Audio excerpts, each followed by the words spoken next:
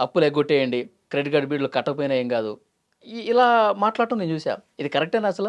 మీరు వీడియోలు సరిగ్గా చూడలేదనుకుంటా ఎప్పుడు కూడా. హ్మ్. నేను ఎప్పుడు కూడా ఎవ్వరికి కూడా అప్పులు ఎగ్గొట్టమని కానీ, లేకపోతే క్రెడిట్ కార్డ్స్ కట్టొద్దని కానీ, లోన్స్ కట్టొద్దు కానీ ఎప్పుడు చెప్పను నేను.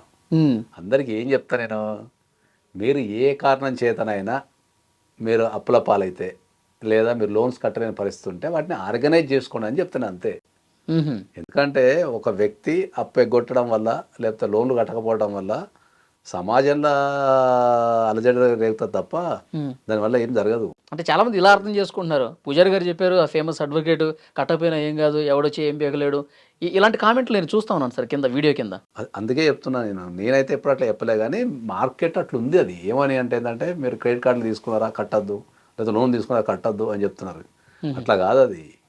నేను ఏం చెప్తున్నా ఏందంటే, నువ్వు క్రెడిట్ కార్డులు తీసుకున్నా, పర్సనల్ లోన్స్ తీసుకున్నా, బిజినెస్ లోన్స్ తీసుకున్నా, లేకపోతే జనాల దగ్గర నుంచి డబ్బులు తీసుకున్నా, 99% పీపుల్ ఎప్పుడు కట్టాలనే అనుకుంటారు.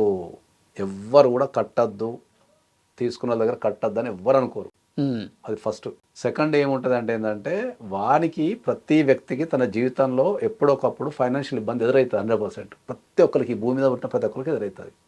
ఆ ఫైనాన్షియల్ ఇబ్బంది ఎదురైనప్పుడు చాలామంది ఏం చేస్తుంటారంటే ఏందంటే, మనం రెగ్యులర్‌గా పేపర్ చూస్తుంటాం కదా! పేపర్‌లలో అప్పులు ఎక్కువైపోయినాయని ఆత్మహత్య చేసుకోవడం, అప్పులు ఎక్కువైనాయని కుటుంబం మొత్తం ఆత్మహత్య చేసుకోవడం, అప్పులు ఎక్కువైపోయినాయనో లేదా ఫైనాన్షియల్ ఇష్యూలో మర్డర్ చేయడం లాంటివి జరుగుతున్నాయి.